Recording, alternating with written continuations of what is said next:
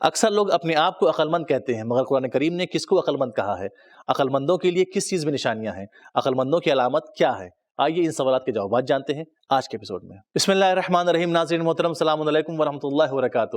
اپنے تمام ویورز کا ایک بار پھر سبیل قرآن کے اس تفسیر پروگرام میں استقبال کرتے ہیں۔ قرآن غور و فکر کرنے والی کتاب ہے، جو صاحب عقل ہوگا وہی اس کتاب میں غور و فکر کرے گا۔ آج آپ کے سامنے لے کر حاضر ہوئے ہیں سورہ آل عمران کی آیت نمبر 190 اور 191۔ آئیے اپنے آج کے ایپیسوڈ شروع کرتے ہیں آیت نمبر 190 کی تلاوت اور اس کے ترجمے سے۔ کتاب انزلناه الیک مبارک لیدبروا آیاته ولیتذکر اولو الالباب۔ بسم اللہ الرحمن الرحیم۔ ان فی خلق السماوات والارض واختلاف اللیل والنہار لآیات لأولی الالباب۔ بے شک آسمانوں اور زمین کے پیدا کرنے میں اور دن رات کے عدل بدل ہونے میں عقل مندوں کے لیے خداوند عالم کے علم، رحمت، قدرت، مالکیت اور حکمت و تدبیر کی نشانیاں ہیں۔ اس آیت میں خداوند رحمان الرحیم نے اپنے بندوں کے لیے کچھ اہم نکات رکھے ہیں۔ آئے سن لیتے ہیں ان اہم نکات کو بھی۔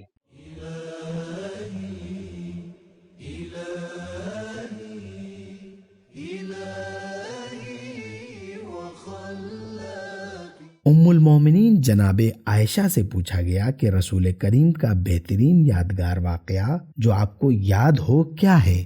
جواب میں آپ نے کہا آپ کے تمام کام حیران کن تھے، لیکن سب سے اہم یہ ہے کہ رسول کریم ایک رات میرے مکان میں آرام فرما رہے تھے، ابھی اچھی طرح سے سستائے بھی نہیں تھے کہ اپنی جگہ سے اٹھے، کپڑے تبدیل کیے، وضو کیا اور نماز کے لیے کھڑے ہو گئے، پھر اتنا روئے کہ آپ کا دامن آنسوؤں سے تر ہو گیا، اس کے بعد سجدے میں گئے اور اتنا روئے کہ زمین تر ہو گئی۔ صبح جب بلال آیا اور اتنا گریہ فرمانے کا سبب پوچھا تو فرمایا کہ کل رات مجھ پر کئی آیتیں نازل ہوئی ہیں، اور بعد میں سورہ آل عمران کی آیت نمبر 190 سے 194 تک تلاوت فرمائی اور کہا بربادی ہو اس شخص کے لیے جو ان آیات کو پڑھے لیکن غور و فکر نہ کرے۔ تفاسیر کبیر، فخر رازی، قرطبی و مراغی۔ حضرت علی علیہ السلام فرماتے ہیں رسول اکرم صلی اللہ علیہ وآلہ وسلم تہجد کی نماز سے پہلے ان آیات کی تلاوت فرماتے تھے۔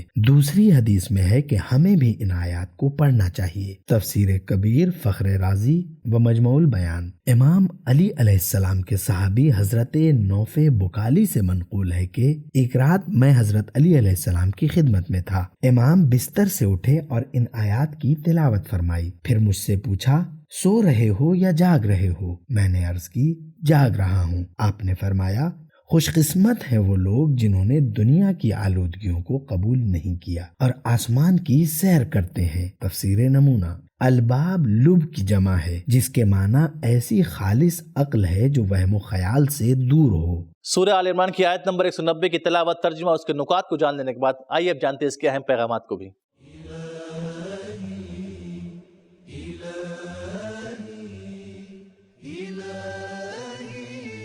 نمبر 1، کائنات کی خلقت بامقصد ہے۔ نمبر 2، کائنات کی پہچان خدا شناسی کی تمہید ہے۔ برگے درختان سبز در نظر ہوشیار، ہر ورقش دفتریست معرفت کردگار۔ عقل مند انسان کے لیے سرسبز درختوں کا ہر پتا پروردگار کو پہچاننے کے لیے معرفت کی کاپی ہے۔ نمبر 3، دن اور رات کا اختلاف یعنی ان کا آنا جانا اور دنیا کا نظام الاوقات عقل مندوں کے نزدیک اتفاقی نہیں ہے بلکہ ایک باقاعدہ نظام کے تحت چل رہا ہے۔ نمبر 4، قرآن مجید لوگوں کو خلقت میں غور و فکر کرنے کی دعوت دیتا ہے۔ نمبر 5، جو شخص جتنا زیادہ عقل مند ہوگا اتنا ہی زیادہ ان نشانیوں کو جان لے گا۔ نمبر 6، اللہ کی مخلوقات ایسے اسرار اور رموز سے بھری پڑی ہیں اور ان میں ایسی ظرافت اور ایسی باریک بینیاں ہیں جسے سوائے عقل مند افراد کے کوئی نہیں سمجھ سکتا۔ آئیے اب سنتے ہیں اس ایپیسوڈ کی دوسری اور آخری آیت یعنی سورہ آل عمران کی آیت نمبر 191 کی تلاوت اور اس کے ترجمے کو۔ الذين يذكرون الله قياما وقعودا وعلى جنوبهم ويتفكرون في خلق السماوات والأرض ربنا ما خلقت هذا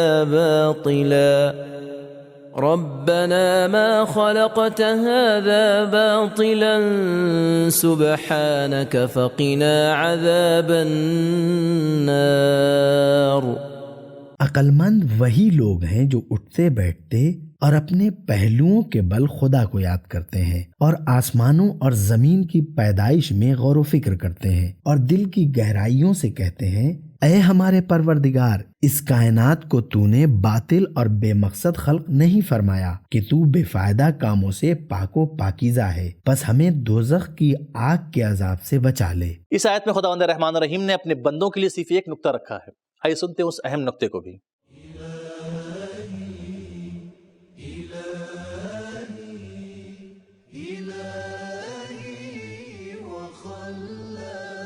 امام محمد باقر علیہ السلام کی فرمائش کے مطابق صحیح و سالم افراد نماز کو کھڑے ہو کر اور بیمار لوگ بیٹھ کر، جبکہ مجبور اور ناتوان افراد پہلو کے بل ایک کروٹ پر لیٹ کر نماز ادا کریں۔ تفسیر برہان و رہنما۔ گزشتہ آیتوں کی طرح اس آیت میں بھی خداوند رحمان الرحیم نے اپنے بندوں کے لیے کچھ اہم پیغامات رکھے ہیں، آئیے سن لیتے ہیں ان اہم پیغامات کو بھی۔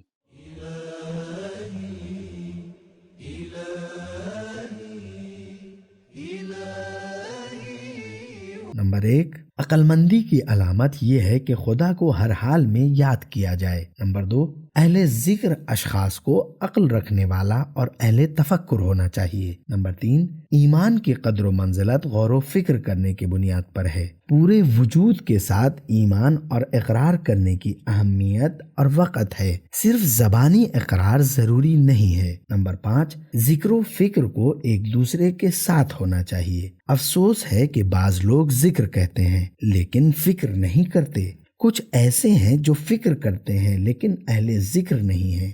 نمبر 6، جو چیز قرب الہی کے بڑھنے کا باعث بنتی ہے وہ مسلسل ذکر و فکر کرنا ہے، وقتی اور تسلسل کے بغیر وقفے وقفے سے ذکر و فکر کرنے سے نہیں۔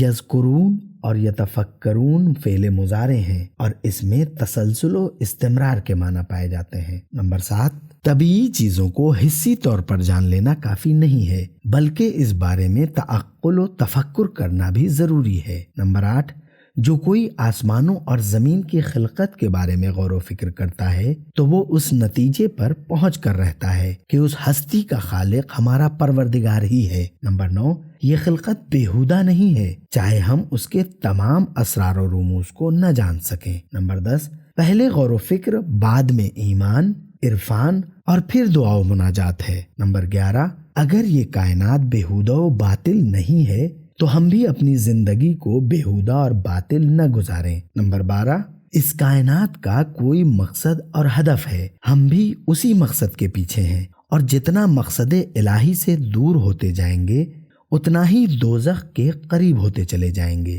تو ہمیں چاہیے کہ ابھی سے اپنے مقصد کی طرف لوٹ آئیں۔ نمبر 13، دعا سے پہلے اللہ تعالیٰ کی حمد و ستائش کرنا چاہیے۔ نمبر 14، عقل و خرد کا پھل اور اولو الالباب یعنی عقل مند ہونے کا نتیجہ قیامت سے ڈرنا ہے۔ تو ناظرین، ہم نے جانا کہ قرآن ایسے لوگوں کو عقل مند کہہ رہا ہے جو اٹھتے بیٹھتے ہر حال میں اللہ کو یاد کرتے ہیں، زمین و آسمان کی پیدائش میں غور و فکر کرتے ہیں، اور اللہ کی مخلوقات میں ایسے اسرار و رموز پوشیدہ ہیں جو سوائے عقل مند کی کوئی اور جان نہیں سکتا، اور جو جتنا عقل مند ہوگا اتنا ہی اللہ کو یاد کرے گا۔ تو ہمارا آج کا ایپیسوڈ ختم ہوا، ملتے ہیں اگلے ایپیسوڈ میں، تب تک کے لیے خدا حافظ۔ سبیل قرآن، قرآنی سماج کی پہچان۔